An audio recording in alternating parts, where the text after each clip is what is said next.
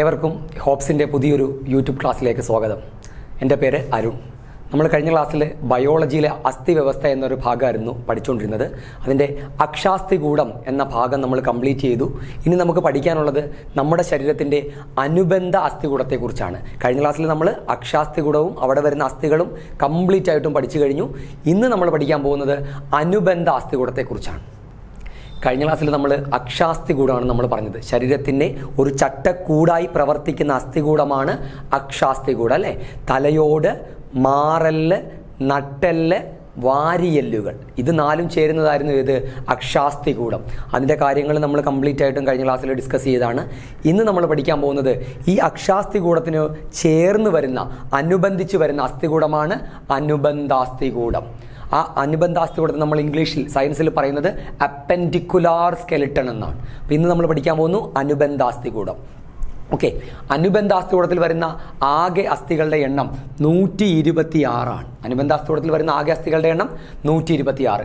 കഴിഞ്ഞ ക്ലാസ്സിൽ നമ്മൾ പഠിച്ചു അക്ഷാസ്ഥികൂടത്തിൽ 80 അസ്ഥികളുണ്ട്. എത്ര അസ്ഥികളുണ്ട്? 80. ആ 80ഉം ഈ അനുബന്ധാസ്ഥികൂടത്തിൽ വരുന്ന 126 അസ്ഥികളും കൂടി ചേർന്ന് മനുഷ്യൻ ആകെ എത്ര അസ്ഥികളുണ്ട്? 206 അസ്ഥികൾ. മനുഷ്യൻ്റെ ആകെ അസ്ഥികളുടെ എണ്ണം 206. അപ്പോൾ അനുബന്ധാസ്ഥികൂടത്തിലെ അസ്ഥികളുടെ എണ്ണം എത്രയാണ്? 126. ഇനി ഏതൊക്കെ അസ്ഥികളാണ് അനുബന്ധാസ്ഥികൂടത്തിൽ വരുന്നത്? തോൾവലയം, തോൾവലയം, ശ്രോണീവലയം, ശ്രോണീവലയം, കൈകൾ, കൈകൾ, കാലുകൾ. നോക്കൂ, അനുബന്ധാസ്ഥികൂടത്തിൽ പെടുന്ന അസ്ഥികൾ ഏതൊക്കെയാണ്? തോൾവലയത്തിലെ അസ്ഥികൾ. തോൾവലയം എന്ന് വെച്ചാൽ നമ്മുടെ തോളല്, തോളല്. ഓക്കെ, ശ്രോണീവലയത്തിലെ അസ്ഥികൾ. ശ്രോണീവലയം എന്ന് പറഞ്ഞാൽ ഇടുപ്പെല്ല്. ശ്രോണീവലയം എന്താണ്? ഇടുപ്പെല്ല്. പിന്നെ കൈകൾ, കാലുകൾ. നമ്മുടെ കൈകളിലും കാലുകളിലും വരുന്ന അസ്ഥികൾ. ഇതെല്ലാം കൂടി ചേരുന്നതാണ് ഏത്? അനുബന്ധാസ്ഥികൂടം. ഇവിടെ എല്ലാം കൂടി എത്ര അസ്ഥികളുണ്ട്? 126. ഇനി നമുക്ക് കണക്കിലോട്ട് പോകാം. തോൾവലയത്തിലെ ആകെ അസ്ഥികൾ 4. ഒരു തോളിൽ 2 അസ്ഥികൾ, അങ്ങനെ 2 തോളിലും കൂടി 4 അസ്ഥികൾ. അപ്പോൾ തോൾവലയത്തിലെ അസ്ഥികളുടെ എണ്ണം എത്രയാണ്? 4. ഇനി ശ്രോണീവലയം, ഇടുപ്പല്ല്, ഇടുപ്പല്ലിലെ അസ്ഥികളുടെ എണ്ണം 2. എത്രയാണ്? 2. ഒരു ഇടുപ്പിൽ ഒരു അസ്ഥിയേ ഉള്ളൂ. അങ്ങനെ 2 ഇടുപ്പിലും കൂടി 2 അസ്ഥികൾ. ഓക്കെ ആണല്ലോ. ഇനി കൈകളിലെ അസ്ഥികളുടെ എണ്ണം 60. ഒരു കയ്യിൽ അപ്പോൾ എത്ര അസ്ഥി ഉണ്ടാവും? 30. 2 കൈയിലും കൂടി 60. 2 കൈയിലും കൂടി 60. ഇനി കാലുകളിലെ അസ്ഥികളുടെ എണ്ണം എത്രയാണ്? അതും 60 ആണ്. അപ്പോൾ ഒരു കാലിൽ എത്ര അസ്ഥിയുണ്ട്? 30 അസ്ഥികൾ. 2 കാലിലും കൂടി 60 അസ്ഥികൾ. നോക്കിക്കേ, എല്ലാം കൂടി എത്രയായി? 126 അസ്ഥികൾ. അപ്പോൾ അക്ഷാസ്ഥികൂടത്തിനോട് ചേർന്ന് വരുന്ന അസ്ഥികൂടമാണ് അനുബന്ധാസ്ഥികൂടം. അനുബന്ധാസ്ഥികൂടത്തിലെ ആകെ അസ്ഥികളുടെ എണ്ണം 126. അനുബന്ധാസ്ഥികൂടത്തിൽ വരുന്ന അസ്ഥികൾ ഏതെല്ലാമാണ്? തോൾവലയത്തിലെ അസ്ഥികൾ, ശ്രോണീവലയം, കൈകൾ, കാലുകൾ. ഓക്കെ, ഇനി തോൾവലയത്തിലെ അസ്ഥികളുടെ എണ്ണം എത്രയെന്ന് ചോദിച്ചാൽ 4 അസ്ഥികൾ. ശ്രോണീവലയം, ശ്രോണീവലയം എന്ന് പറഞ്ഞാൽ എന്തായിരുന്നു? ഇടുപ്പല്ല്. ഇടുപ്പല്ലിലെ അസ്ഥികൾ എത്രയാണ്? 2 എണ്ണം. ഓക്കെ ആണല്ലോ. കൈകളിൽ 60, കാലുകളിലും 60. ഓക്കെ ആണല്ലോ. നമുക്കിനി ഈ പറഞ്ഞ 4 അസ്ഥികളിലോട്ട് ഒന്ന് ആഴത്തിൽ പോകണം. തോൾവലയം, അല്ലേ? നമ്മൾ പറഞ്ഞു തോൾവലയത്തിൽ എത്ര അസ്ഥികളുണ്ടായിരുന്നു? 4 അസ്ഥികളുണ്ടായിരുന്നു, അല്ലേ? തോൾവലയം, നമ്മുടെ തോളല്ലേ, അതിനെ വിളിക്കുന്നത് പെക്ടോറൽ ഗിർഡിൽ എന്നാണ് കേട്ടോ, പെക്ടോറൽ ഗിർഡിൽ. അപ്പോൾ തോൾവലയത്തിലെ അസ്ഥികളുടെ എണ്ണം 4. ഒരു തോളിൽ 2 അസ്ഥികളല്ലേ? ആ 2 അസ്ഥികളുടെ പേരാണ് ക്ലാവിക്കിൾ, ക്ലാവിക്കിൾ, സ്കാപ്പുല, സ്കാപ്പുല. അപ്പോൾ തോൾവലയത്തിലെ അസ്ഥികൾ ഏതൊക്കെയാണ്? ക്ലാവിക്കിളും സ്കാപ്പുലയും. അത് തന്നെയാണ് ഇപ്പുറത്തെ തോളിലും, ക്ലാവിക്കിളും സ്കാപ്പുലയും. രണ്ടും കൂടി 4 എണ്ണം. ഓക്കെ ആണല്ലോ. Clavicle, scapula. ഇനി നമ്മൾ ബ്യൂട്ടി ബോൺ എന്ന് വിളിക്കും, അല്ലേ? ബ്യൂട്ടി ബോൺ എന്നറിയപ്പെടുന്ന അസ്ഥിയാണ് ക്ലാവിക്കിൾ. ബ്യൂട്ടി ബോൺ എന്നറിയപ്പെടുന്ന അസ്ഥി ഏതാണ്? ക്ലാവിക്കിളാണ്, അല്ലേ? നമ്മുടെ നെഞ്ചിൻ്റെ, ഈ ഷോൾഡറിൻ്റെ ഇവിടെ ഫ്രണ്ടിൽ വരുന്ന അസ്ഥിയാണ് ഏത്? ബ്യൂട്ടി ബോൺ എന്നൊക്കെ നമ്മൾ വിളിക്കുന്നത്. ആ അസ്ഥിയാണ് ഏത്? ക്ലാവിക്കിൾ എന്ന് പറയുന്നത്. ഈ തോൾവലയത്തിൽ പരന്ന ത്രികോണാകൃതിയിലുള്ള, എന്താണ്? തോൾവലയത്തിൽ പരന്ന ത്രികോണാകൃതിയിലുള്ള അസ്ഥിയാണ് സ്കാപ്പുല. തോൾവലയത്തിലെ പരന്ന ത്രികോണാകൃതിയിലുള്ള അസ്ഥിയാണ് സ്കാപ്പുല. നമ്മുടെ നെഞ്ചിൻ്റെ ഇവിടെ ഈ ഭാഗത്ത് വരുന്ന ബ്യൂട്ടി ബോൺ എന്നറിയപ്പെടുന്ന അസ്ഥിയാണ് ക്ലാവിക്കിൾ. ഓക്കെ ആണല്ലോ. ഇനി ഈ ക്ലാവിക്കിൾ ചെന്ന് സ്കാപ്പുലയുമായി യോജിച്ചിട്ടുണ്ട്. ക്ലാവിക്കിൾ എന്താണ്? സ്കാപ്പുലയുമായി യോജിച്ചിരിക്കുന്നു. ക്ലാവിക്കിൾ ചെന്ന് സ്കാപ്പുലയിൽ യോജിക്കുന്ന ഭാഗത്തിൻ്റെ പേരാണ് അക്രോമിയോൺ. എന്താണ്? അക്രോമിയോൺ. അംസകൂടം എന്ന് മലയാളത്തിൽ പറയും. അംസകൂടം. അപ്പോൾ ക്ലാവിക്കിൾ എന്ന അസ്ഥി സ്കാപ്പുലയുമായി യോജിച്ചിരിക്കുന്നു. ആ യോജിക്കുന്ന ഭാഗത്തിൻ്റെ പേരാണ് അക്രോമിയോൺ അഥവാ അംസകൂടം. ഓക്കെ ആണല്ലോ. ഈ അക്രോമിയോണിൻ്റെ താഴെയായിട്ട് ഒരു കുഴിഞ്ഞ ഭാഗമുണ്ട്. അക്രോമിയോണിൻ്റെ ഭാഗെ ഒരു കുഴി പോലുള്ള ഭാഗമുണ്ട്. അതിൻ്റെ പേരാണ് glenoid cavity. Glenoid cavity. Glenoid cavity. Okay, അപ്പം നമുക്ക് ഒന്നുകൂടി പഠിക്കാം. തോൾ വലയത്തിൽ എത്ര അസ്ഥികളുണ്ട്? 4 അസ്ഥികൾ. അപ്പോൾ ഒരു തോളിൽ എത്ര അസ്ഥി ഉണ്ടാവും? 2 എണ്ണം. ആ 2 അസ്ഥികൾ ഏതൊക്കെയാണ്? Clavicle, scapula. അപ്പോൾ PSC ചോദിക്കും നമ്മളോട്, ക്ലാവിക്കിൾ, സ്കാപ്പുല എന്നീ അസ്ഥികൾ കാണപ്പെടുന്ന ശരീരഭാഗം ഏത്? അപ്പോൾ പറയണം തോൾ വലയം. ഓക്കെ ആണല്ലോ. ഇനി ബ്യൂട്ടി ബോൺ എന്നറിയപ്പെടുന്ന അസ്ഥി ഏതാണ്? ക്ലാവിക്കിൾ അല്ലേ? നമ്മൾക്ക് ഈ ഫ്രണ്ടിൽ വരുന്ന അസ്ഥിയാണ് അല്ലേ? ബ്യൂട്ടി ബോൺ എന്നറിയപ്പെടുന്ന അസ്ഥിയാണ് ക്ലാവിക്കിൾ. ഇനി പരന്ന ത്രികോണാകൃതിയിൽ, ഈ പുറകിലായിട്ട് മാറി പരന്ന ത്രികോണാകൃതിയിലുള്ള അസ്ഥിയാണ് ഏത്? സ്കാപ്പുല. ഓക്കെ ആണല്ലോ. ഈ ക്ലാവിക്കിൾ സ്കാപ്പുലയുമായി യോജിച്ചിരിക്കുന്നു. ക്ലാവിക്കിൾ സ്കാപ്പുലയുമായി യോജിക്കുന്ന ആ ഭാഗത്തിൻ്റെ പേരാണ് അക്രോമിയോൺ അഥവാ അംസകൂടം. ക്ലാവിക്കിൾ സ്കാപ്പുലയുമായി യോജിക്കുന്ന ഭാഗം ഏതാണ്? അക്രോമിയോൺ അഥവാ അംസകൂടം. ഈ അക്രോമിയോണിൻ്റെ താഴെ ഒരു കുഴിയുണ്ട്, ഒരു കുഴിഞ്ഞ ഭാഗമുണ്ട്. ആ കുഴിയുടെ പേരാണ് ഗ്ലിനോയിഡ് ക്യാവിറ്റി. അക്രോമിയോണിൻ്റെ താഴെ കാണുന്ന കുഴിയാണ് ഗ്ലിനോയിഡ് ക്യാവിറ്റി. എന്തിനാണ് അവിടെ ഒരു കുഴി? ആ കുഴിയിലോട്ടാണ് നമ്മുടെ കൈ വന്ന്, കണ്ട, തോളലിൻ്റെ ഈ ഗ്ലിനോയിഡ് ക്യാവിറ്റി എന്ന കുഴിയിലോട്ടാണ് നമ്മുടെ കൈ വന്ന് ചേർന്നിരിക്കുന്നത്. കൈയുടെ അസ്ഥി വന്ന് ചേർന്നിരിക്കുന്നത് കണ്ട. ആ കുഴിയിൽ കിടന്നാണ് നമ്മുടെ കൈ കറങ്ങുന്നത്. കണ്ടോ, കറക്കാൻ പറ്റും അല്ലേ? അപ്പോൾ ഗ്ലിനോയിഡ് ക്യാവിറ്റി എന്ന കുഴി കാണപ്പെടുന്ന ശരീരഭാഗമേന്ന് ചോദിച്ചാൽ തോൾ വലയം. ആ കുഴിയിലോട്ടാണ് നമ്മുടെ കൈ വന്ന് ചേർന്നിരിക്കുന്നത്. അപ്പോൾ തോൾ വലയത്തിനെ കുറിച്ച് ഒരു ഐഡിയ കിട്ടിയല്ലോ. തോൾ വലയം നമ്മൾ നല്ലപോലെ പഠിച്ചു കഴിഞ്ഞു. ഇനി നമ്മൾ പോകുന്നത് ശ്രോണി വലയം. എന്താണ് ശ്രോണി വലയം? പെൽവിക് ഗിർഡിൽ എന്ന് പറയും കേട്ടോ. Pelvic girdle. ശ്രോണി വലയം എന്താണ്? നമ്മുടെ ഇടുപ്പിൽ വരുന്ന എല്ലാമാണ് ഏത്? ശ്രോണി വലയം എന്ന് പറയുന്നത്. ഇവിടെ എത്ര അസ്ഥികളുണ്ടെന്നാണ് നമ്മൾ പഠിച്ചത്? 2 അസ്ഥികൾ അല്ലേ? ശ്രോണി വലയത്തിൽ എത്ര അസ്ഥികളുണ്ട്? 2 അസ്ഥികൾ. അപ്പോൾ ഒരു ഇടുപ്പിൽ എത്ര അസ്ഥിയുണ്ട്? ഒരു ശ്രോണി വലയത്തിൽ 1 അസ്ഥി, ഇപ്പുറത്തും 1 അസ്ഥി. അങ്ങനെയാണ് 2 അസ്ഥികൾ. ഇനി നോക്കൂ, ഈ ഇടുപ്പല്ല് അല്ലെങ്കിൽ ശ്രോണി വലയത്തിൽ വരുന്ന ആ അസ്ഥിയുടെ പേരാണ് കോക്സൽ. എന്താണ്? കോക്സൽ. കിട്ടിയോ? ശ്രോണി വലയത്തിൽ അസ്ഥി ഏതാണ്? കോക്സൽ. അല്ലെങ്കിൽ PSC തിരിച്ചു ചോദിക്കും, കോക്സൽ അസ്ഥി കാണുന്ന ശരീരഭാഗം ഏത്? കോക്സൽ അസ്ഥി കാണുന്ന ശരീരഭാഗം ഏത് എന്ന് ചോദിച്ചാൽ ഉത്തരം പറയണം ശ്രോണി വലയം അല്ലെങ്കിൽ ഇടുപ്പല്ല്. അപ്പോൾ ഇടുപ്പല്ലിൽ അസ്ഥിയുടെ പേര് കിട്ടിയല്ലോ, കോക്സൽ അസ്ഥി. ഇനി ഈ കോക്സൽ അസ്ഥി അത്യാവശ്യം ഒരു വലിപ്പമുള്ള അസ്ഥിയാണ് അല്ലേ? ഇടുപ്പല്ല് എന്ന് പറയുന്നത് ഇത് 3 അസ്ഥികൾ ചേർന്ന് രൂപം കൊണ്ടതാണ്. കോക്സൽ അസ്ഥി 3 അസ്ഥികൾ ചേർന്ന് രൂപം കൊണ്ടതാണ്. ഏതൊക്കെയാണ്? Ilium, ilium, ischium, ischium, pubis, pubis.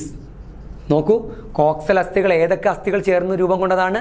Ileum, ഇഷിയം, pubis. ഈ 3 അസ്ഥികൾ ചേർന്ന് രൂപം കൊണ്ട അസ്ഥിയാണ് ഏത്?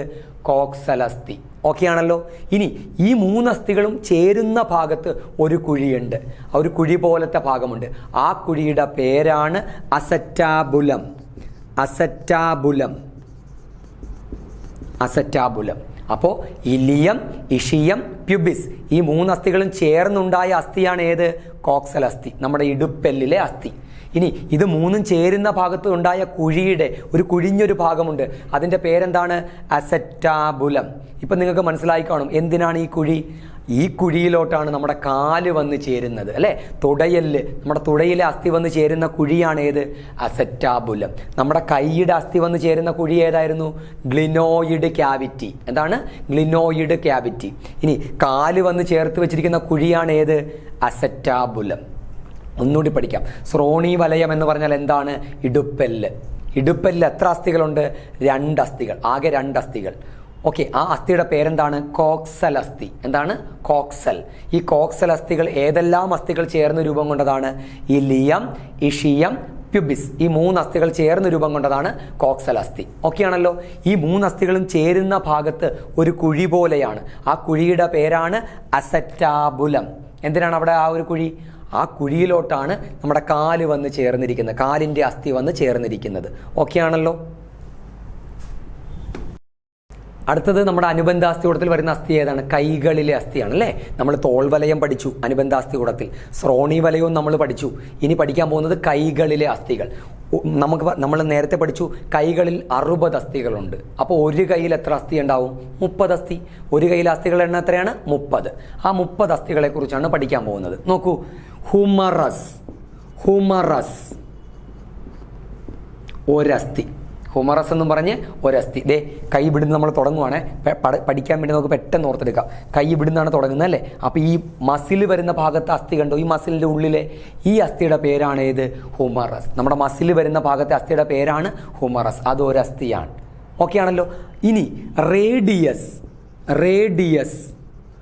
അൾന. നോക്കൂ, റേഡിയസ് ഒരെണ്ണം, അൾന ഒരെണ്ണം. ദേ ഈ മുട്ട് വരെയുള്ളതല്ലേ നമ്മുടെ ഹുമറസ് അസ്ഥി. ഇനി മുട്ടിന് താഴത്തോട്ട് നിങ്ങൾ നോക്കിയേ, ഈ മുട്ടിന് താഴത്താട്ട് ഈ കൈത്തണ്ടയിൽ 2 അസ്ഥികളുണ്ട്. നമ്മുടെ കൈത്തണ്ടക്കകത്ത് എത്ര അസ്ഥികളുണ്ട്? 2 അസ്ഥികൾ. ഏതൊക്കെയാണ്? റേഡിയസും അൾനയും. ഓക്കെ ആണല്ലോ. അത് കഴിഞ്ഞ് വരുന്ന അസ്ഥിയാണ് കാർപ്പൽസ് എന്ന് പറയും. അത് 8 അസ്ഥികളുണ്ട്. 8 അസ്ഥികൾ. ഈ കൈത്തണ്ട വരെയുള്ള അസ്ഥിയല്ലേ റേഡിയസും അൾനയും. അത് കഴിഞ്ഞ് ഈ ജോയിന്റ് കണ്ടു, ഈ മണിബന്ധം എന്ന് പറയും. നമ്മളെന്ത് പറയും? മണിബന്ധം. ഈ ജോയിന്റിൽ 8 ചെറിയ അസ്ഥികളുണ്ട്.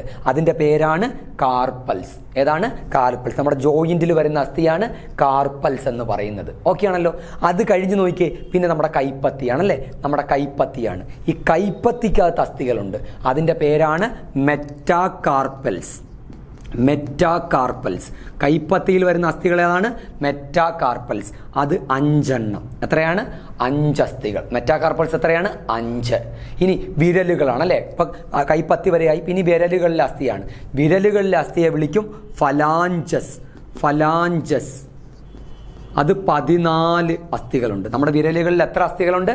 14 അസ്ഥികൾ. എല്ലാം കൂടി ഒന്ന് കൂട്ടി നോക്കിയേ. 14, 19, 8, 27, 3, 30 അസ്ഥികൾ. കണ്ട കണക്ക് സെറ്റായ കണ്ടോ. അപ്പോൾ കൈകളിലെ ഒരു കൈയിലെ അസ്ഥികളുടെ എണ്ണം 30. അത് നമ്മൾ ഓരോന്നും പഠിക്കാം. ഹുമറസ് കയ്യിലെ അസ്ഥിയാണല്ലേ ഹുമറസ്. എവിടെ വരും? ഹുമറസ് അസ്ഥി എവിടെ വരും? മസിൽ വരുന്ന ഭാഗത്ത് വരും അല്ലേ. അതാണ്. റേഡിയസ് ഒരെണ്ണം, അൾനയും ഒരെണ്ണം. റേഡിയസും അൾനയും അസ്ഥികൾ കാണപ്പെടുന്ന ശരീരഭാഗം ഏതെന്ന് PSC ചോദിച്ചിട്ടുണ്ട് പ്രീവിയസ് ആയിട്ട്. എവിടെയാണ്? കയ്യിലെ അസ്ഥിയാണ്. കയ്യിൽ എവിടെ വരും? കൈത്തണ്ട. ഈ കൈത്തണ്ടയിലുള്ള അസ്ഥികളാണ് റേഡിയസും അൾനയും. അത് കഴിഞ്ഞ് കാർപ്പൽസ് 8 അസ്ഥികൾ. കാർപ്പൽസ് എത്രണ്ണം? 8 അസ്ഥികൾ. കാർപ്പൽസ് എവിടെ വരും? നമ്മുടെ ജോയിന്റിൽ അല്ലേ, മണിബന്ധം. ഈ ജോയിന്റിന്റെ ഭാഗത്ത് വരുന്ന അസ്ഥികളാണ് കാർപ്പൽസ്. അത് കഴിഞ്ഞാൽ വരുന്നതാണ് മെറ്റാകാർപ്പൽസ് 5 എണ്ണം. നമ്മുടെ കൈപ്പത്തി. ഈ കൈപ്പത്തിയിൽ വരുന്ന, ഇതിൻ്റെ ഉള്ളിൽ വരുന്ന അസ്ഥികളാണ് മെറ്റാകാർപ്പൽസ്. ഇനി വിരലുകളേ ഉള്ളൂ അല്ലേ. വിരലുകളിലെ അസ്ഥികളെ വിളിക്കുന്ന പേര് ഫലാഞ്ചസ്. വിരലുകളിലെ അസ്ഥിയാണ് ഫലാഞ്ചസ്. 14 എണ്ണം. അങ്ങനെ ആകെ 30 അസ്ഥികൾ. അപ്പോൾ എണ്ണവും പഠിക്കണം. ഈ അസ്ഥി എവിടെ വരുന്നതാണ്? പെട്ടെന്നൊരു ചോദ്യം ചോദിക്കും. ഹുമറസ് അസ്ഥി കാണപ്പെടുന്ന ശരീരഭാഗം, തലയോട്ടി, നട്ടല്, കൈകൾ എന്നൊക്കെ പറഞ്ഞ് തരും PSC. അപ്പം നമ്മൾ പറഞ്ഞു ഹുമറസ് എവിടെയാ? അത് കയ്യിലെ അസ്ഥിയാണ്, മസിലിൻ്റെ ഭാഗത്ത് വരുന്ന അസ്ഥിയാണ് എന്ന് ഓർമ്മ വരണം. അപ്പം കൈകളിലെ അസ്ഥികളുടെ പേരും അതിൻ്റെ എണ്ണവും നമ്മൾ പഠിച്ചല്ലോ. ഓക്കെ, സെറ്റല്ലേ? അടുത്തത് കാല് അല്ലേ. കാലുകളിൽ 2 കാലിലും കൂടി 60 അസ്ഥിയാണ്. അപ്പോൾ ഒരു കാലിൽ 30 അസ്ഥിയാണ് അല്ലേ. അപ്പോൾ ഒരു കാലിൽ വരുന്ന ആ 30 അസ്ഥികളെ കുറിച്ചാണ് ഇനി നമ്മൾ പഠിക്കാൻ പോകുന്നത്. നോക്കൂ, കാല് നമ്മുടെ ഇടുപ്പിൽ നിന്ന് കാലിനെ കുറിച്ച് അങ്ങ് പഠിച്ച് തുടങ്ങുവാണ്. ഓക്കെ, ഫീമർ, തുടയല് അല്ലേ. നമ്മുടെ തുടയിൽ വരുന്ന അസ്ഥിയാണ് ഫീമർ. ഏറ്റവും വലിയ, നമ്മുടെ ശരീരത്തിൽ തന്നെ ഏറ്റവും വലിയ അസ്ഥിയും ഏതാണ്? ഫീമറാണ്. നമ്മൾ കഴിഞ്ഞ ക്ലാസ്സിൽ അത് പഠിച്ചതാണ്. ഫീമർ, തുടയല് ഒരെണ്ണം. ഓക്കെ ആണല്ലോ. ഇനി തുടയല് വന്ന് കഴിയുമ്പോൾ പിന്നെ മുട്ടുചിരട്ടയാണ് അല്ലേ. നമ്മുടെ മുട്ടാണ് വരുന്നത്. അപ്പോൾ മുട്ടുചിരട്ടയുടെ ശാസ്ത്രീയ നാമമാണ് പാറ്റല്ല. അത് ആ രീതി തന്നെ PSC പലതവണ ചോദിച്ചതാണ്. മുട്ടുചിരട്ടയുടെ ശാസ്ത്രീയ നാമം എന്ത്? പാറ്റല്ല. അവിടെ ഒരസ്ഥി ഉണ്ടല്ലേ, പാറ്റല്ല എന്ന് പറഞ്ഞ് ഒരസ്ഥി. ഇനി മുട്ടിന് താഴെ ഇവിടെ കൈത്തണ്ട് പറഞ്ഞില്ലേ, അതുപോലെ കാലിൽ കാൽത്തണ്ട, അവിടെ 2 അസ്ഥികളുണ്ട്. മുട്ടിന് താഴത്തായിട്ട് നീട്ടമുള്ള 2 അസ്ഥികളുണ്ട് കാൽത്തണ്ടിൽ. അതാണ് ടിബിയ, ഫിബുല. ഏതൊക്കെയാണ്? Tibia, fibula. നമ്മൾ കൈ പഠിച്ചപ്പോൾ നമ്മുടെ കൈത്തണ്ടയിൽ 2 അസ്ഥികൾ പഠിച്ചില്ലേ? Radius, ulna. Radius ulna. അതുപോലെ കാൽത്തണ്ടയിൽ വരുന്ന 2 അസ്ഥികളാണ് ടിബിയ ഫിബുല, ഓരോന്നെ വെച്ച് ടിബിയ ഫിബുല. അത് കഴിഞ്ഞിട്ട് കാലിൻ്റെ ജോയിൻ്റ് ആണ് അല്ലെ, കണങ്കാൽ എന്ന് പറയും അല്ലേ. ആ കണങ്കാലിലെ അസ്ഥികളെ വിളിക്കുന്ന പേരാണ് ടാർസൽസ്. എന്താണ്? ടാർസൽസ്. നമ്മൾ ഈ ജോയിന്റിനെ നമ്മൾ കാർപ്പൽസ് എന്ന് വിളിച്ചില്ലേ, കാർപ്പൽസ്. അതുപോലെ കാലിൻ്റെ ജോയിന്റിനെ വിളിക്കുന്ന പേരാണ്, അവിടുത്തെ അസ്ഥികളെ പറയുന്ന പേരാണ് ടാർസൽസ്. അപ്പോൾ ടാർസൽസിൽ എത്ര അസ്ഥികളുണ്ട്? 7 എണ്ണം. എത്രയാണ്? 7 എണ്ണം. ഇനി അത് കഴിഞ്ഞാൽ കാൽപ്പത്തിയാണ് അല്ലേ, കാൽപ്പത്തി. ആ കാൽപ്പത്തിയിലെ അസ്ഥികളെ നമുക്ക് മെറ്റാ ടാർസൽസ് എന്ന് വിളിക്കും. എന്ത് വിളിക്കും? Meta tarsals. അവിടെ എത്ര അസ്ഥികൾ? 5 അസ്ഥികൾ. നമ്മൾ കൈപ്പത്തിനെ മെറ്റാ കാർപ്പൽസ് എന്നല്ലേ പറഞ്ഞത്, മെറ്റാ കാർപ്പൽസ്. അതുപോലെ കാൽപ്പത്തിനെ പറയുമ്പോൾ മെറ്റാ ടാർസൽസ്. രണ്ടിടത്തും കൈപ്പത്തിയിലാണേലും കാൽപ്പത്തിയിലാണേലും എത്ര അസ്ഥികളേ ഉള്ളൂ? 5 അസ്ഥികൾ. ഇനി വിരലുകളെ വിളിക്കുന്ന പേരാണ് ഫലാഞ്ചസ്. വിരലുകളെ വിളിക്കുന്ന പേരാണ് ഫലാഞ്ചസ്. എത്ര എണ്ണമുണ്ട്? 14 അസ്ഥികൾ. വിരലുകളിൽ എത്ര അസ്ഥികളുണ്ട്? 14 അസ്ഥികൾ. കയ്യിലെ വിരലുകളിലും ഫലാഞ്ചസ് എത്ര എണ്ണം ഉണ്ടായിരുന്നു? 14. അപ്പോൾ കയ്യിലെയും കാലിലെയും വിരലുകളുടെ അസ്ഥികളുടെ എണ്ണം 14. അങ്ങനെ ടോട്ടൽ 30 അസ്ഥികൾ. അപ്പോൾ ഒന്നുകൂടി പഠിക്കാം. കാലിലെ അസ്ഥികൾ ഫീമർ, തുടയെല്ല് ഒരെണ്ണം. അത് കഴിഞ്ഞ് മുട്ട് അല്ലേ, മുട്ട് ചിരട്ട, പാറ്റല്ല. മുട്ടുചിരട്ടയുടെ ശാസ്ത്രീയ നാമമാണ് പാറ്റല്ല, അത് ഒരെണ്ണം. അത് കഴിഞ്ഞ് കാൽത്തണ്ടയിൽ നീളമുള്ള 2 അസ്ഥി അല്ലേ, ടിബിയ ഫിബുല, ടിബിയ ഫിബുല ഓരോന്നെ വെച്ച്. അത് കഴിഞ്ഞാൽ കാലിൻ്റെ ജോയിന്റിൽ കണങ്കാൽ എന്ന് പറയല്ലേ, പാദസരമൊക്കെ കിടക്കുന്ന കണങ്കാൽ, ആ ഭാഗത്ത് വരുന്ന അസ്ഥിയാണ് ടാർസൽസ്. ഏതാണ്? ടാർസൽസ്. 7 അസ്ഥികളുണ്ട്. അപ്പോൾ ടാർസൽസ് അസ്ഥികളുടെ എണ്ണം എത്ര എന്ന് ചോദിച്ചാൽ എത്രയാണ്? 7. അത് കഴിഞ്ഞ് വരുന്നതാണ് മെറ്റാ ടാർസൽസ്, കാൽപ്പത്തി എന്ന് പറയാം അല്ലേ, കാൽപ്പത്തി. അപ്പോൾ കാൽപ്പത്തിയിലെ അസ്ഥികളുടെ എണ്ണം എത്രയെന്ന് ചോദിച്ചാൽ 5. അല്ലെങ്കിൽ മെറ്റാ ടാർസൽസിൻ്റെ എണ്ണം എത്രയെന്ന് ചോദിച്ചാൽ 5. അത് കഴിഞ്ഞ് കാൽവിരലുകൾ. കാൽവിരലുകളെയും നമ്മൾ ഫലാഞ്ചസ് എന്നാണ് പറയുന്നത്. ഫലാഞ്ചസിലെ അസ്ഥികളുടെ എണ്ണം എത്രയാണ്? 14. അങ്ങനെ ആകെ എത്ര അസ്ഥികളുണ്ട് കാലിൽ? ഒരു കാലിൽ 30 അസ്ഥികൾ. അപ്പോൾ കയ്യിലെയും കാലിലെയും അസ്ഥികളുടെ പേരും ആ അസ്ഥികളുടെ എണ്ണവും നമ്മൾ പഠിച്ചു. അത് നമ്മൾ പഠിച്ചുകൊണ്ടിരിക്കുന്നത് അനുബന്ധാസ്ഥികൂടമാണ്. അനുബന്ധാസ്ഥികൂടത്തിലെ ആകെ അസ്ഥികളുടെ എണ്ണം 126. അനുബന്ധാസ്ഥികൂടത്തിൽ വരുന്ന അസ്ഥികൾ ഏതെല്ലാമാണ്? തോൾ വലയത്തിലെ അസ്ഥികൾ, ശ്രോണി വലയം അഥവാ ഇടുപ്പെല്ലിലെ അസ്ഥികൾ, കൈകളിലെ അസ്ഥികൾ, കാലുകളിലെ അസ്ഥികൾ. ഇതെല്ലാം കൂടി 126. ഓക്കെ അല്ലേ? അപ്പോൾ നമ്മൾ അസ്ഥി വ്യവസ്ഥയിൽ നമ്മുടെ മനുഷ്യൻ്റെ അസ്ഥികൂടത്തെ ഇപ്പോൾ കംപ്ലീറ്റ് ആയിട്ടും പഠിച്ചു. മനുഷ്യൻ്റെ അസ്ഥികൂടത്തെ നമ്മൾ 2ആയി തിരിച്ചിരിക്കുന്നു, അക്ഷാസ്ഥികൂടമെന്നും അനുബന്ധാസ്ഥികൂടമെന്നും. അക്ഷാസ്ഥികൂടമാണ് നമ്മുടെ ശരീരത്തിന് ഒരു ചട്ടക്കൂടായി പ്രവർത്തിക്കുന്നത്. അക്ഷാസ്ഥികൂടത്തിൽ വരുന്ന അസ്ഥികൾ നമ്മൾ കഴിഞ്ഞ ക്ലാസ്സിൽ പഠിച്ചു. തലയോട്, മാറല്, വാരിയെല്ലുകൾ, നട്ടെല്ല്. ഇന്ന് നമ്മൾ പഠിച്ചു അനുബന്ധാസ്ഥികൂടം, അനുബന്ധിച്ച് വരുന്ന അസ്ഥികൂടം. അതിലേതൊക്കെയാണ്? തോൾവലയം, ശ്രോണീവലയം, കൈകളിലെ അസ്ഥികൾ, കാലുകളിലെ അസ്ഥികൾ. അപ്പോൾ മനുഷ്യൻ്റെ അസ്ഥികൂടത്തിൽ വരുന്ന 206 അസ്ഥികളെയും നമ്മളിപ്പോൾ പഠിച്ചു കഴിഞ്ഞു. ഇനി നമ്മൾ പഠിക്കാൻ പോകുന്ന മറ്റൊരു ഭാഗം, നമ്മുടെ സ്കൂൾ ടെസ്റ്റിലുള്ളൊരു ഭാഗം, PSC ചോദ്യങ്ങൾ വന്നൊരു ഭാഗമാണ് അസ്ഥിസന്ധി. എന്താണ്? അസ്ഥിസന്ധി. 2 അസ്ഥികൾ തമ്മിൽ ചേരുന്ന ഭാഗത്തെയാണ് നമ്മൾ എന്ത് പറയുക? അസ്ഥിസന്ധി അല്ലെങ്കിൽ ജോയിൻസ് എന്ന് പറയുന്നത്. 2 അസ്ഥികൾ തമ്മിൽ ചേരുന്ന ഭാഗത്തെയാണ് അസ്ഥിസന്ധി അഥവാ ജോയിൻസ് എന്ന് പറയുന്നത്. ഇവിടെ വരുന്ന ചില ഭാഗങ്ങളുണ്ട്, ഈ സന്ധിയുമായി ബന്ധപ്പെട്ട ഭാഗങ്ങൾ. അതാണ് നമ്മൾ പഠിക്കേണ്ടത്. നോക്കൂ, 2 അസ്ഥികൾ തമ്മിൽ ചേർന്ന് നിൽക്കുന്ന ഭാഗത്തെയാണ് നമ്മൾ എന്ത് പറയുന്നത്? അസ്ഥിസന്ധി. ഓക്കെ ആണല്ലോ? ഈ സന്ധിയെ മൊത്തത്തിലൊന്ന് പൊതിഞ്ഞൊന്ന് സംരക്ഷിക്കണം. സന്ധിയെ പൊതിഞ്ഞ് സംരക്ഷിക്കുന്ന ഒരു ഭാഗമുണ്ട്, അതിൻ്റെ പേരാണ് ക്യാപ്സ്യൂൾ. എന്താണ്? ക്യാപ്സ്യൂൾ. കിട്ടിയല്ലോ? സിമ്പിൾ അല്ലേ? സന്ധിയെ, ചോദ്യം ഇതാണ്, സന്ധിയെ പൊതിഞ്ഞ് സംരക്ഷിക്കുന്ന ഭാഗമേത്? ഉത്തരം ക്യാപ്സ്യൂൾ. സന്ധിയെ പൊതിഞ്ഞ് സംരക്ഷിക്കുന്ന ഭാഗം ഏതാണ്? ക്യാപ്സ്യൂൾ. ഓക്കെ ആണല്ലോ? ഇനി നോക്കൂ, ഈ സന്ധിയിൽ 2 അസ്ഥികൾ തമ്മിൽ ചേർന്ന് നിൽക്കുവാണ് അല്ലേ? 2 അസ്ഥികൾ തമ്മിൽ ചേർന്ന് നിൽക്കുവാണ്. അപ്പോൾ 2 അസ്ഥികളെ തമ്മിൽ ചേർത്ത് നിർത്തുന്ന ചരട് പോലുള്ളൊരു ഭാഗമുണ്ട്. ഒരു ചരട് കൊണ്ട് കെട്ടിവെച്ചിരിക്കുകയാണെന്ന് ഇങ്ങനെ ഓർത്താൽ മതി. അപ്പോൾ 2 അസ്ഥിയെ ചേർത്ത് നിർത്തുന്ന ചരട് പോലുള്ള ഭാഗങ്ങളെ വിളിക്കുന്ന പേര്, ഈ ചരട് പോലെ ഇങ്ങനെ ഇരിക്കുന്ന ഭാഗങ്ങളുണ്ട്, അതിൻ്റെ പേരാണ് സ്നായുക്കൾ. എന്താണ്? സ്നായുക്കൾ.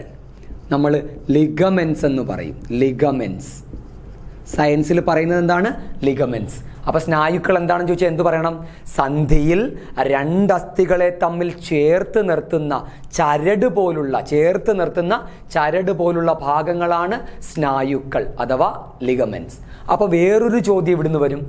ഈ സന്ധിയിൽ അസ്ഥികൾ തമ്മിൽ സ്ഥാനം തെറ്റാതെ, അല്ലെ ഇങ്ങനെ വെച്ചിരിക്കുമല്ലേ, സ്ഥാനഭ്രംശം എന്നാണ് പറയുന്നത്. സ്ഥാനഭ്രംശം, സ്ഥാനം തെറ്റാതെ നോക്കുന്നത് ആര് എന്ന് ചോദിച്ചാൽ നമുക്ക് എന്തുത്തരം പറയാൻ പറ്റും? സ്നായുക്കൾ. ഈ ചരട് പോലത്തെ സാധനം കൊണ്ട് കെട്ടിവെച്ചുകൊണ്ടല്ലേ സ്ഥാനം തെറ്റിപ്പോകാത്തത്. അപ്പോൾ അസ്ഥികൾ സ്ഥാനഭ്രംശം വരാതെ നോക്കുന്ന ഭാഗമേത് എന്ന് ചോദിച്ചാൽ ഉത്തരം എന്ത് പറഞ്ഞാൽ മതി? സ്നായുക്കൾ. അപ്പോൾ അസ്ഥികളെ തമ്മിൽ ചേർത്ത് നിർത്തുന്ന ചരടുകളാണ് ആര്? സ്നായുക്കൾ. അപ്പോൾ അസ്ഥികൾ തമ്മിൽ സ്ഥാനം തെറ്റിപ്പോകാതെ നോക്കുന്നതും ആരാണ്? സ്നായുക്കൾ. ഈ സ്നായുക്കൾ ചിലപ്പോൾ വലിയ, നമ്മൾ ഓടിയും ചാടിയൊക്കെ വീഴുമ്പോൾ അല്ലെ മറിഞ്ഞൊക്കെ വീഴുമ്പോൾ സ്നായുക്കൾ വലിഞ്ഞു പോകാം, ഈ ചരടുകൾ വലിഞ്ഞു പോകാം, ചിലപ്പോൾ പൊട്ടിപ്പോകാം. അപ്പം സ്നായുക്കൾ വലിയുകയോ പൊട്ടുകയോ ചെയ്യുന്നതിനെ നമ്മൾ പറയും ഉളുക്ക്. അത് പ്രീവിയസ് ക്വസ്റ്റ്യൻ ആണ് കേട്ടോ, PSCയുടെ. സ്നായുക്കൾ വലിയുകയോ പൊട്ടുകയോ ചെയ്യുന്നതാണ് ഉളുക്ക് എന്ന് പറയുന്നത്. ഓക്കെ അല്ലേ? ഇനി നോക്കൂ, രണ്ട് അസ്ഥികൾ തമ്മിൽ ചേർന്ന് നിൽക്കുവാൻ. അപ്പോൾ ഈ രണ്ട് അസ്ഥികൾ തമ്മിൽ കർഷണം ഉണ്ടാകാം, ഉരയ അല്ലേ? അപ്പോൾ ഈ കർഷണം ഒഴിവാക്കാൻ ഈ അസ്ഥിയുടെ പുറമെ, രണ്ട് അസ്ഥിയുടെയും പുറമെ ഒരു കട്ടി കുറഞ്ഞ അസ്ഥിയുണ്ട്. രണ്ട് മെയിൻ അസ്ഥിയുടെയും പുറമെ ഒരു കട്ടി കുറഞ്ഞ അസ്ഥിയുണ്ട്. ആ അസ്ഥിയുടെ പേരാണ് തരുണാസ്ഥി. തരുണാസ്ഥി എന്ന് പറയും. കാർട്ടിലേജ് എന്നാണ് അതിൻ്റെ ഇംഗ്ലീഷ്, കാർട്ടിലേജ്. ഓക്കെ. അപ്പോൾ അസ്ഥിയുടെ പുറമെ അസ്ഥികൾക്കിടയിൽ കർഷണം ഒഴിവാക്കാൻ, രണ്ട് അസ്ഥിയും തമ്മിൽ ഉരയാതിരിക്കാൻ, കർഷണം ഒഴിവാക്കാൻ, ഫ്രിക്ഷൻ ഒഴിവാക്കാൻ അസ്ഥിയുടെ പുറമേയുള്ള കട്ടി കുറഞ്ഞ അസ്ഥിയാണ് തരുണാസ്ഥി. നമ്മൾ ഈ ചിക്കൻ ലെഗ് പീസൊക്കെ കഴിക്കും അല്ലേ, നമ്മൾ ഹോട്ടൽസിലൊക്കെ പോയി. അപ്പോൾ ഈ അതിൻ്റെ മാംസമൊക്കെ നമ്മൾ കഴിച്ച് കഴിയുമ്പോൾ ആ അസ്ഥിയുടെ പുറമെ ഒരു കോട്ടിങ് കാണാം. ആ മെയിൻ അസ്ഥി നമ്മൾ പിടിച്ച് കഴിക്കുന്ന ആ കാലിൻ്റെ അസ്ഥിയുടെ പുറമെ ഒരു കട്ടി കുറഞ്ഞ അസ്ഥിയുണ്ട്. നമ്മൾ അതും ചിലർ കടിച്ചൊക്കെ തിന്നണ കാണാം. ആ കട്ടി കുറഞ്ഞ അസ്ഥിയുടെ പേരാണ് എന്ത്? തരുണാസ്ഥി. എന്തിനു വേണ്ടിയാണത്? അത് ചിക്കനിലാണേലും മനുഷ്യനിലാണേലും തരുണാസ്ഥി എന്തിനാണ്? രണ്ട് അസ്ഥികൾ തമ്മിൽ ചേരുമ്പോൾ കർഷണം ഉണ്ടാകും. ആ കർഷണം ഒഴിവാക്കുന്ന ഭാഗമാണ് തരുണാസ്ഥി. അപ്പോൾ അസ്ഥികൾക്കിടയിൽ കർഷണം ഒഴിവാക്കുന്ന ഭാഗം ഏതെന്ന് ചോദിച്ചാൽ തരുണാസ്ഥി. ഓക്കെ ആണല്ലോ? ഇനി ഈ സന്ധികൾ നല്ലപോലെ വർക്ക് ചെയ്യണമെങ്കിൽ, രണ്ട് അസ്ഥികൾ തമ്മിൽ ഇങ്ങനെ ജോയിൻറ്റിൽ നല്ല സ്മൂത്തായിട്ടൊന്ന് വർക്ക് ചെയ്യണമെങ്കിൽ അവിടെ ഒരു ലൂബ്രിക്കേഷൻ വേണ്ടേ, ഒരു ലൂബ്രിക്കൻ്റ് വേണ്ടേ? ആ ലൂബ്രിക്കൻറ്റിൻ്റെ മലയാളം വാക്ക് എന്താ? സ്നേഹകം. എന്താണ്? സ്നേഹകം. അപ്പോൾ സന്ധിയിൽ സ്നേഹകമായി അല്ലെങ്കിൽ ലൂബ്രിക്കൻ്റായി പ്രവർത്തിക്കുന്ന ഒരു ഫ്ലൂയിഡ് ഉണ്ട്. ആ ഫ്ലൂയിഡിൻ്റെ പേരാണ് സൈനോവിയൽ ദ്രവം. സൈനോവിയൽ ദ്രവം. അപ്പോൾ സന്ധികളിൽ, ചോദ്യം ഇത്രയേ ഉള്ളൂ, സന്ധികളിൽ സ്നേഹകമായി പ്രവർത്തിക്കുന്ന ഭാഗമേത്? സന്ധികളിൽ സ്നേഹകമായി പ്രവർത്തിക്കുന്ന, ലൂബ്രിക്കൻ്റായി പ്രവർത്തിക്കുന്ന ഭാഗമാണ് സൈനോവിയൽ ദ്രവം. നമ്മൾ കഥകൊക്കെ അടയാതെ വരുമ്പോൾ നമ്മൾ വെളിച്ചെണ്ണ എന്തെങ്കിലും ഓയിലൊക്കെ ഒഴിച്ചു കൊടുക്കും അല്ലേ, ആ ലൂബ്രിക്കേഷന്. അതുപോലെ സന്ധിയിൽ സ്നേഹകമായി പ്രവർത്തിക്കുന്ന ഒരു ഫ്ലൂയിഡ്, ഒരു ദ്രാവകമാണ് ഏത്? സൈനോവിയൽ ദ്രവം. ആരാണ് സൈനോവിയൽ ദ്രവം ഉൽപ്പാദിപ്പിക്കുന്നത്? ഏത് ഭാഗമാണ് സൈനോവിയൽ ദ്രവം ഉൽപ്പാദിപ്പിക്കുന്നത്? ഈ സന്ധിയിൽ തന്നെ ഒരു പാട, ഒരു മെംബ്രെയിൻ ഉണ്ട്. ആ മെംബ്രെയിൻ്റെ പേര് സൈനോവിയൽ മെംബ്രെയിൻ അല്ലെങ്കിൽ സൈനോവിയൽ സ്തരം എന്ന് പറയും. എന്ത് പറയും? സൈനോവിയൽ സ്തരമുണ്ട്, ഒരു പാട. ആ സൈനോവിയൽ സ്തരമാണ് എന്ത് നിർമ്മിക്കുന്നത്? സൈനോവിയൽ ദ്രവം. അപ്പോൾ സൈനോവിയൽ സ്തരമാണ് സൈനോവിയൽ ദ്രവത്തെ ഉൽപ്പാദിപ്പിക്കുന്നത്. അപ്പോൾ ആദ്യം തൊട്ട് നമുക്ക് ഒന്നുകൂടി ഒന്ന് പഠിക്കാം. എന്താണ് ഒരു സന്ധി അല്ലെങ്കിൽ അസ്ഥിസന്ധി എന്ന് പറഞ്ഞാൽ? രണ്ട് അസ്ഥികൾ തമ്മിൽ ചേരുന്ന ഭാഗത്തെയാണ് അസ്ഥിസന്ധി എന്ന് പറയുന്നത്. ഓക്കെ ആണല്ലോ? ഇനി സന്ധിയെ ഒന്ന് പൊതിഞ്ഞ് സംരക്ഷിക്കുന്ന ഭാഗമാണ് ക്യാപ്സ്യൂൾ. സന്ധിയെ പൊതിഞ്ഞ് സംരക്ഷിക്കുന്ന ഭാഗത്തെ എന്ത് വിളിക്കും? ക്യാപ്സ്യൂൾ എന്ന് വിളിക്കും. ഇനി സ്നായുക്കൾ. എന്താണ് സ്നായുക്കൾ? രണ്ട് അസ്ഥികളെ തമ്മിൽ ചേർത്ത് നിർത്തുന്ന ചരട് പോലുള്ള ഭാഗങ്ങളാണ് സ്നായുക്കൾ. അപ്പോൾ സ്നായുക്കൾ കൊണ്ട് എന്താ ഗുണം? അസ്ഥികൾ സ്ഥാനഭ്രംശം വരാതെ, സ്ഥാനം തെറ്റാതെ, സ്ഥാനഭ്രംശം വരാതെ നോക്കുന്നത് ആരാണ്? സ്നായുക്കൾ അഥവാ ലിഗമെന്റ്സ് ആണ്. ഈ സ്നായുക്കൾ വലിയുകയോ പൊട്ടിപ്പോകുകയോ ചെയ്യാം. അപ്പോൾ സ്നായുക്കൾ വലിയുകയോ പൊട്ടുകയോ ചെയ്യുന്നതാണ് ഉളുക്ക് എന്ന് പറയുന്നത്, ഉളുക്ക്. ഇനി തരുണാസ്ഥി. എന്താണ് തരുണാസ്ഥിയുടെ ജോലി? നമ്മുടെ അസ്ഥികളുടെ പുറമേ കാണുന്ന കട്ടി കുറഞ്ഞ അസ്ഥിയാണ് തരുണാസ്ഥി. അതെന്തിനാണ്? കർഷണം ഒഴിവാക്കാൻ, ഉരസൽ ഒഴിവാക്കാൻ, ഫ്രിക്ഷൻ ഒഴിവാക്കാൻ. അപ്പം അസ്ഥികൾക്കിടയിൽ കർഷണം ഒഴിവാക്കുന്ന ഭാഗമേത്? ഏതാണ്?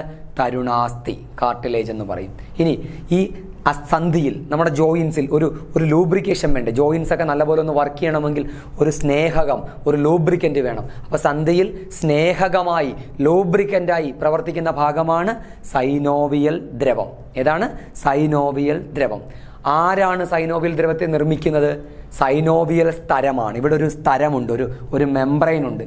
ആ സ്തരത്തിൻ്റെ പേര് സൈനോവിയൽ സ്തരം. അപ്പോൾ സൈനോവിയൽ സ്തരമാണ് സൈനോവിയൽ ദ്രവത്തെ നിർമ്മിക്കുന്നത്. ഓക്കെ ആണല്ലോ. ഇനി നമുക്ക് ഈ ഭാഗത്ത് പറയാനുള്ളത് ഒരു കാര്യം കൂടി മാത്രമേ ഉള്ളൂ. വ്യത്യസ്ത തരം സന്ധികളെ കുറിച്ചാണ്. വ്യത്യസ്ത തരം സന്ധികൾ നമ്മളത് കേട്ടിട്ടുണ്ട്, PSC പലതവണ ചോദിച്ചിട്ടുണ്ട്. ഗോളര സന്ധി, വിജാഗിരി സന്ധി, അതൊക്കെ അങ്ങനെ കുറച്ച് കാര്യങ്ങളാണ്. ആ ഒരു കാര്യം കൂടി പഠിച്ചു കഴിഞ്ഞാൽ നമ്മൾ ഈ ചാപ്റ്റർ അസ്ഥി വ്യവസ്ഥ എന്ന ചാപ്റ്റർ കംപ്ലീറ്റ് പഠിച്ചു. അപ്പോൾ കഴിഞ്ഞ ക്ലാസ് കാണാത്തവർ കഴിഞ്ഞ ക്ലാസ്സും ആദ്യം കണ്ടിട്ട് അത് കഴിഞ്ഞ് ഇന്നത്തെ ക്ലാസ്സും നല്ല പോലെയൊക്കെ കണ്ടിട്ട് അസ്ഥികളുടെ പേരും അസ്ഥികളുടെ എണ്ണവും ഈ അസ്ഥി എവിടെ വരുന്ന അസ്ഥിയാണെന്നൊക്കെ നല്ലപോലെ പഠിച്ചു വെക്കണം. PSC ഒട്ടുമിക്ക പരീക്ഷകളിലും ചോദിക്കുന്ന ഒരു പ്രധാന ഭാഗം, മനുഷ്യ ശരീരത്തിൽ നിന്ന് ചോദിക്കുന്ന ഒരു പ്രധാന ഭാഗമാണ് അസ്ഥികളെക്കുറിച്ച്. കഴിഞ്ഞ ക്ലാസ്സിൽ നമ്മൾ അക്ഷാസ്ഥികൂടവും ഈ ക്ലാസ്സിൽ അനുബന്ധാസ്ഥികൂടവും അതിൻ്റെ കൂടെ തന്നെ സന്ധികളെയും കുറിച്ച് പഠിച്ചു. ഇനി നമുക്കൊരു ചെറിയ കാര്യം കൂടി പഠിക്കാനുള്ളത് വ്യത്യസ്ത തരം സന്ധികളെ കുറിച്ചാണ്. അത് നമുക്ക് അടുത്ത ക്ലാസ്സിൽ നമുക്ക് അത് ഡിസ്കസ് ചെയ്യാം. അപ്പോൾ 2 ക്ലാസ്സും നമ്മൾ കഴിഞ്ഞ ക്ലാസ് കണ്ടിട്ടുള്ളവരാണെങ്കിൽ പോലും 2 ക്ലാസ്സും ഒന്നുകൂടിയൊക്കെ കണ്ട് ഈ അസ്ഥി വ്യവസ്ഥ എന്ന ഈ ചാപ്റ്റർ വളരെ പ്രധാനപ്പെട്ട ഒരു ചാപ്റ്ററാണ്. കണ്ട് അത് ക്ലാസ് കണ്ടും കേട്ടുമൊക്കെ നല്ല പോലെ ഒന്ന് പഠിച്ചു വെക്കുക. Okay, thank you.